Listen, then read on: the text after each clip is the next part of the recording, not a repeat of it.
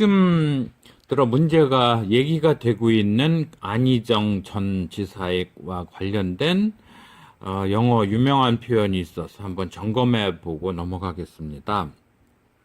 소위 말해서 no means no rule, 그다음에 yes means yes rule 그런 거죠. 그래서 가장 편안하게 봐서 no means no. no라고 말하면 그건 no야.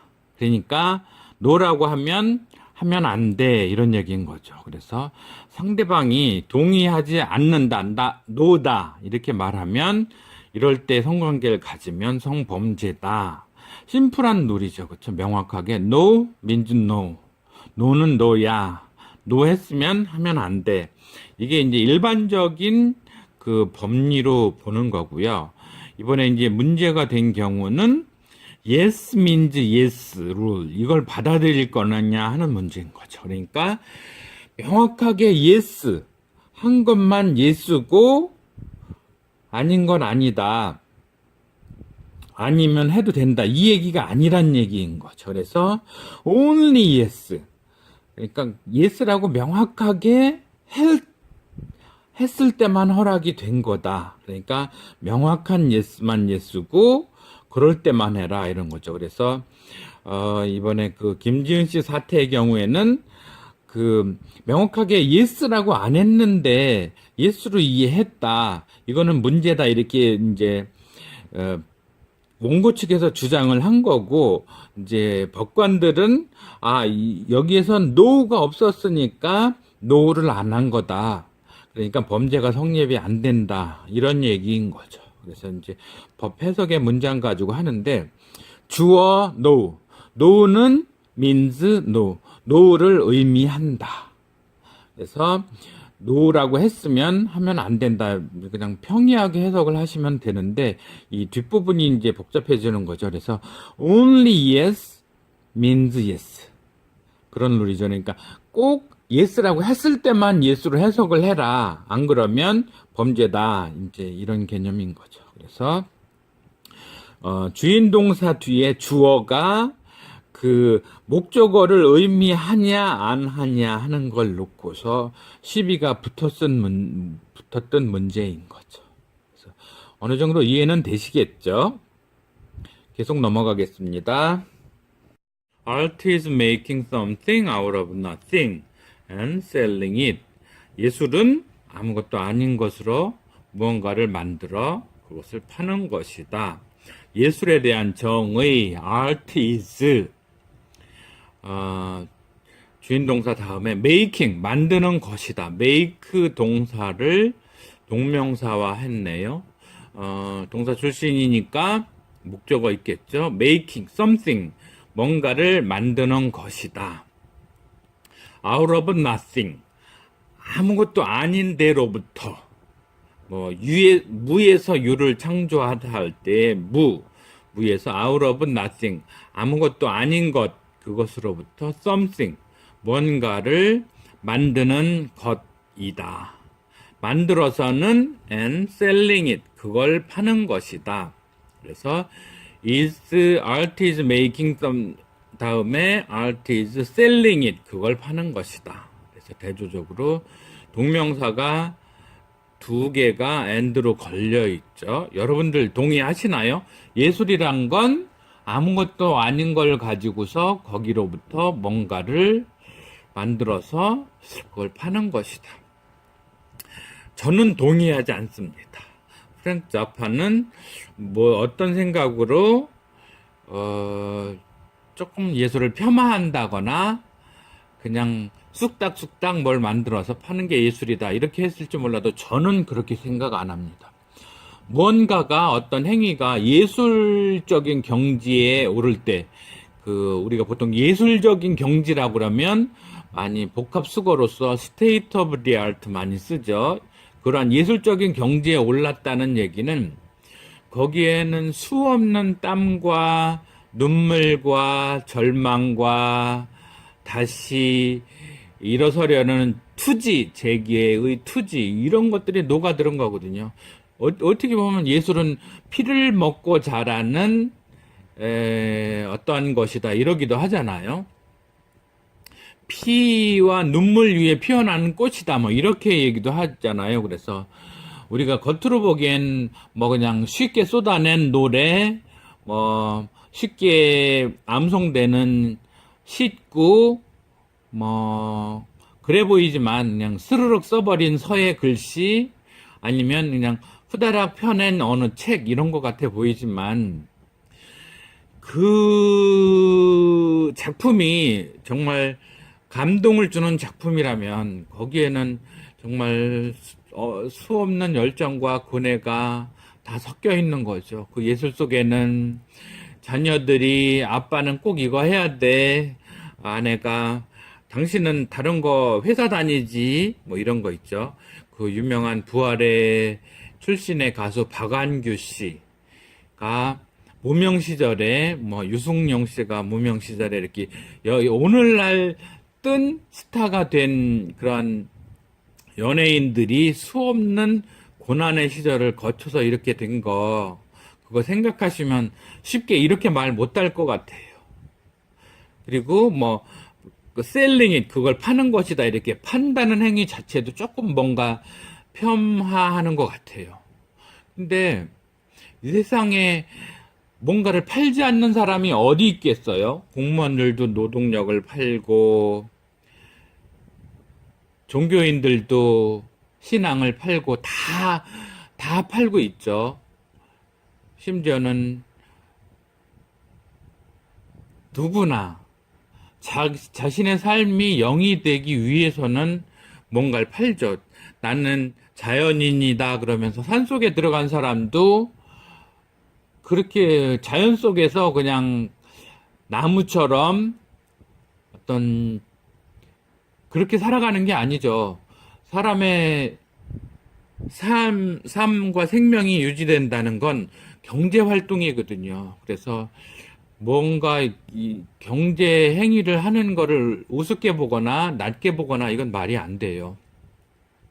그 자연인도 거기서 약초도 뜯고 뭐 버섯도 채취하고 산삼도 캐고 그걸 팔아야 그 자연인이 살아가는 거지. 산속에 들어가면 삶이 저절로 영이 되나요? 택도 없는 얘기죠. 생명체는 소비가 기본이고 소비를 하자면 뭔가 생산을 해야 되는 거. 정말 사자도 뭐 영양을 잡아먹고 개미도 뭔가를 잡아먹고 누군가든 이걸 해야만이 영이가 되는 거잖아요. 그리고서 쏟아낸 고뇌의 산물이 예술인데 그거를 무에서 창조해서 그걸 팔고 있는 행위다 이렇게 얘기를 하면은 안 될 것 같아요. 그래서 명언은 훌륭해서도 명언이지만 사람들이 간과하는 거 그걸 곱씹어 본다는 차원에서도 저 사람이 한 얘기는 타당한가 감동을 주는가 이렇게 볼 필요는 있죠. 그래서 우리가 여기서 볼 거는 문법이에요. 그냥 비동사가 와서 주어의 성격을 규정한다. 그리고 동명사가 동사 출신으로부터 뭔가 명사화시킨 뭔가를 개념을 만들어낸다. 이렇게 보어 자리에 온 동명사 구. 그래서 making 동명사용법, selling 동명사용법. 팔다라는 동사가 있다는 얘기는 팔 목적물 이시 있어야 되는 거죠. 만든다라는 동사라면 뭘 만드는지 그 만드는 대상물 이런 게 있는 거죠. out of nothing 아무것도 아닌 것에서 그러면 전치사 플러스 명사. 이 여기에 온 전치사는 복합 전치사죠. out 뭐뭐에서부터 나온 of 역시 어디 이 소속으로부터의 이게 복합이 돼서 out of 이런 복합어 개념도 눈여겨 보시면 좋을 것 같아요. out of nothing 아무것도 아닌 것으로부터 보셔서 나의 삶은 예술의 경지에 올라 있는가 한번 생각해 볼 필요도 있죠. 저는 외람되지만 영어를 바로 가능하도록 만들었다는 차원에서, 그리고 이렇게 영어 문장을 빨록파 밑줄을 가지고서 쉽게 접근하고 이해할 수 있다는 차원에서 저 이계양의 바로 가는 영어도 예술의 경지에 올라 있다 이렇게 생각을 합니다. 동의하시나요? 정말로 영어가 바로 가능한 원리에 대한 이해, 그거를 실증적으로 빨록파 밑줄 영어를 통해서 보여준다는 차원에 대한 이해가 있으시면 동의하신다고 믿으며 감사드리면서 정리하겠습니다. Art is making something out of nothing and selling it. 감사합니다. 예. Life imitates art far more than art imitates life. 예술이 삶을 모방하는 것보다 훨씬 많이 삶은 예술을 모방한다. 오스카 와일드 얘기죠. 그래서 라이프 주인공, 우리의 삶은, 인생은 imitates art, 예술을 모방한다. 이렇게 뭔가 주제를 던졌죠. far more than 비교급 더 많이, 더 많이보다 더 할 때, 그러니까 비교급에 대한 강조를 할 때 far 이런 거 써요. a lot more, far more 이렇게 강조의 far라는 거 보시고요. than이 통상은 한 단어 끌고 오면서 전치사가 되는데 이렇게 than 뒤에 주어 art imitates life, 예술이 삶을 모방한다는 것보다 이렇게 절덩어리가 왔을 때에는 때는 더 이상 전치사가 아니고 종속 접속사인 거죠. 그러니까 전치사와 접속사의 경계도 모호한 거죠. 똑같은 단어인데 한 단어 와서 예를 들어서 than art, art보다 이러면 전치사인데 than art imitates life, 예술이 인생을 모방하는 것보다 이러면 이게 종속 접속사가 되는 거거든요. 그러니까 뒤에 오는 게 한 단어면 전치사, 덩어리, 문장 덩어리가 오면 접속사 이렇게 되는 거죠. 이런 경우 엄청 많습니다. since, like 이렇게 하여튼 응용하기 나름이라는 거를 생각을 하시고요. as 이런 것도 뒤에 한 단어 올 수도 있고 절 전체가 올 수도 있고, 여기서 시사하는 점은 그렇게 전치사와 접속사의 경계가 그렇게 높지 않다, 담장이 높지 않다는 거, 이쪽에 세워놓으면 전치사, 저쪽에 세워놓으면 접속사 이렇게 된다는 거 보시고요. 의미상으로 봐서는 우리가 좀 생각을 해야 될 건 있어요. 정말 우리의 삶은 예술을 모방하는가, 아니면 우리의 예술은 삶을 모방하는가. 상당히 철학적인 주제인 거죠. 이거는 쉽게 판단할 수는 없는 건데, 우리가 살아가는 게, 근데 질문 정말 우리 스스로에게 해보죠. 우리가 살아가는 게 예술을 모방하고 있나요? 영화를 모방하고 있나요? 노랫말을 모방해서 우리가 하나요? 저는 오스카 와일드의 말보다는 오히려 반대로 예술이 삶을 훨씬 더 많이 모방하고 있다고 생각을 합니다. 그래서 대부분의 소설이나 시나 노랫말은 자전적이죠. 자기의 삶을 모방을 해서 예술로 만들어 놨다는 차원에서 저는 거꾸로 이렇게 말하고 싶어요. Art imitates life far more than life imitates art. 제 말이 더 맑지 않나요? 제가 명언을 도입을 해서 채용을 할 때 그게 진리이기 때문에 그건 절대적으로 옳아서 채용한다, 이거는 절대 아니거든요. 이 명언을 만든 명언 작가들도 다 우리랑 똑같은 사람인 거예요. 그러니까 이 친구들이 어떻게 한마디 했지만 그게 정말 타당하냐, 공감할 수 있냐 하는 거는 우리가 주체적으로 볼 수 있는 건 거죠. 다만 영어에서 우리가 명언을 통해서 삶의 지혜, 명언 속에 녹아든 콘텐츠 자체도 보지만 영어적인 면을 보자 하는 게 명언 영어에서 바라보는 두 가지 시각인 거거든요. 콘텐츠 자체의 가치, 그다음에 그걸 담아낸 그릇으로서의 영어 표현, 둘 다 보자는 건 거죠. 그래서 영어는 절대적으로 위치가 중요합니다. 주인공 다음에 일반 동사든 비동사 오고, 일반 동사면 그 대상, 모방하는 대상물. 삶은 모방하여 뭐를? 그 예수를 모방해요. 이렇게. 근데 이게 주어와 목적어의 위치가 동사를 경계로 해서 바뀌면 이 뒤가 되는 거거든요. 그럼 아르트가 앞에 오면 이제 아르트가 주인공이 되고 목적물이 다시 라이프가 되고. 보시면 그러면 뜻이 달라지잖아요. 삶이 예수를 모방한다는 개념과 예술은 삶을 모방한다는 개념 완전히 정반대잖아요. 내세우는 게 이렇게. 영어는 어순이 의미를 확정을 합니다. 그래서 동사는 늘 영어에서 중심입니다. 평형저울의 기둥 같은 정도인 거죠. 그래서 삶이 예술을 모방한다는 개념과 예술이 삶을 모방한다는 개념은 서로 정반대인 거예요. 그렇게 개념을 설정해 놓고 의미를 비교를 해 보는 건 거죠.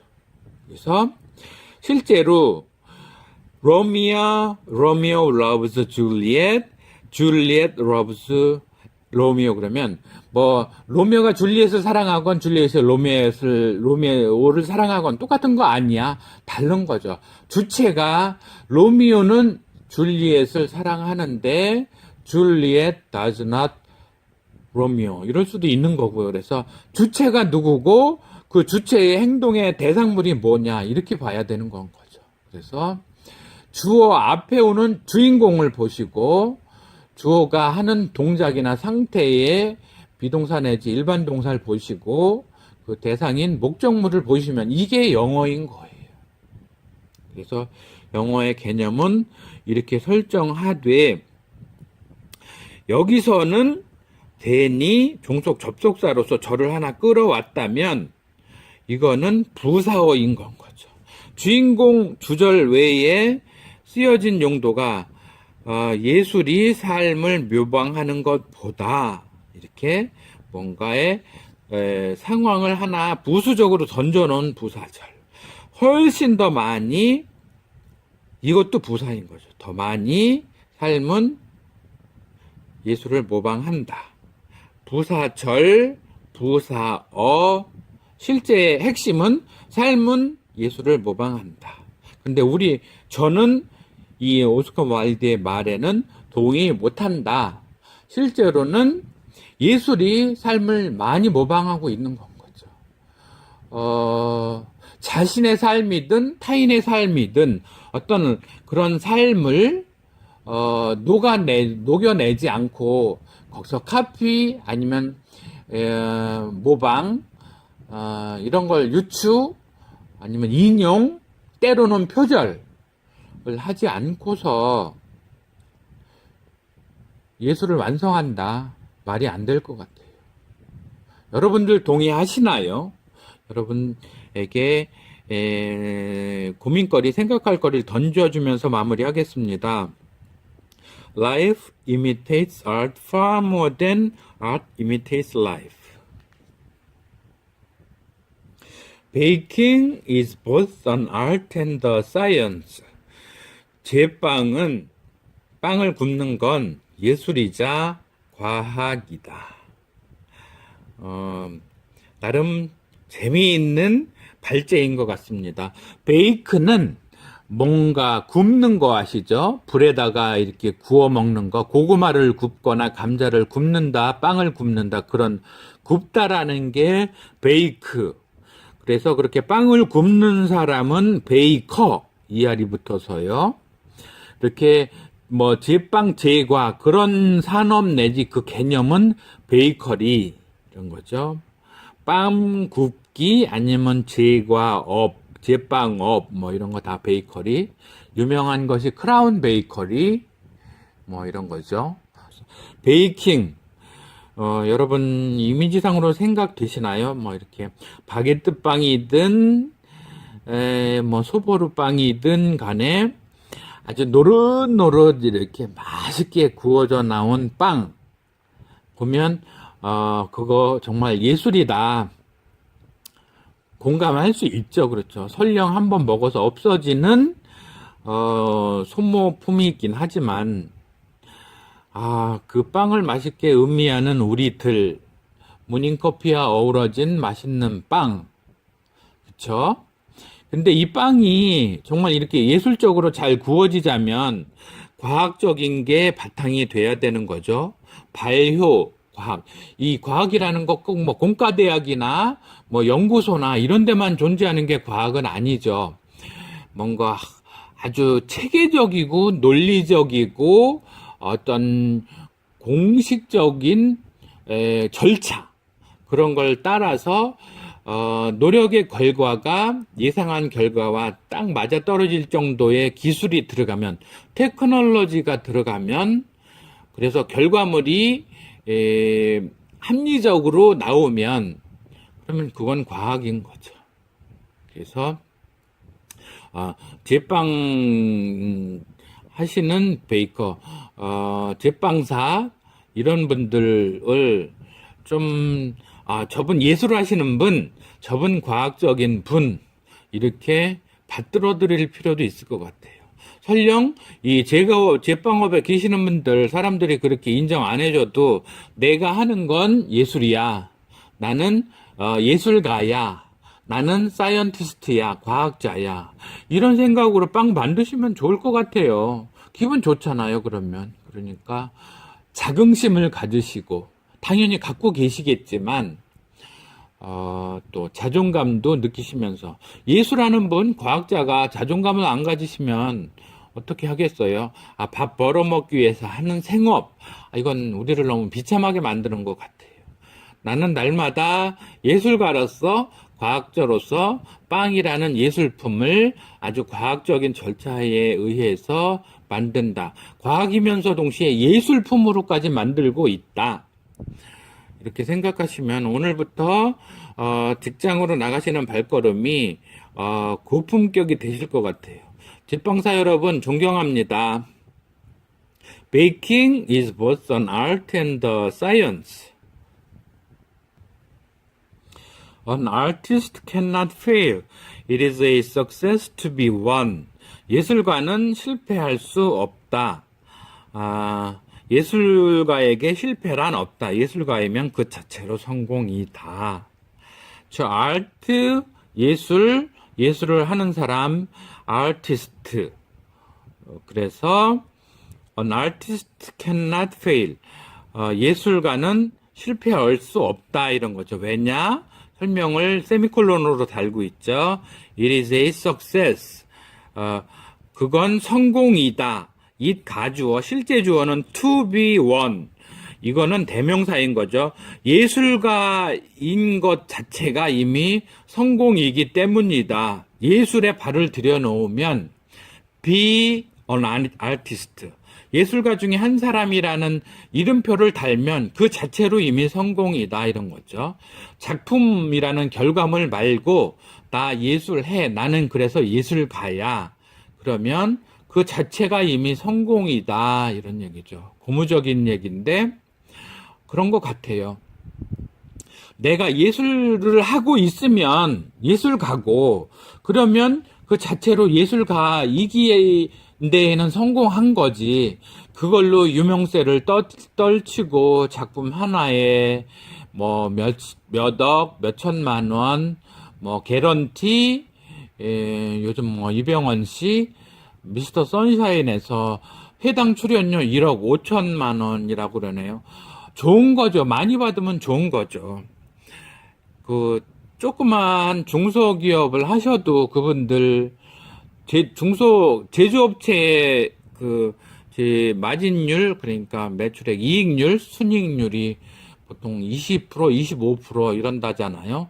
요즘 물론 경쟁이 격화돼서 레드 오션에 들어가 있는 제조업은 그 정도는 아니시겠지만 100억 매출하시면 연봉 20억, 300억 매출하시면 어림잡아서 60억.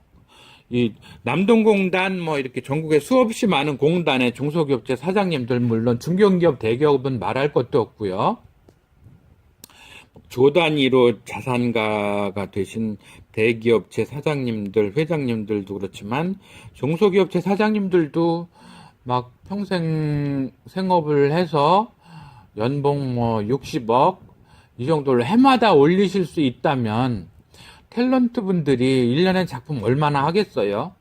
그런 분들 돈 많이 버는 거 권장해야 된다고 생각합니다.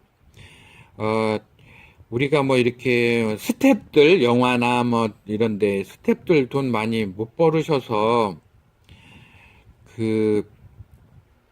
는데 상대적으로 박탈감이 있는 거 아니냐 하지만 헐리우드 이런데 출연료들 뭐 엄청나죠. 천문학적이죠. 뭐 몇백억씩 받는 데에 비하면 많은 거 아니라고 보여지고요.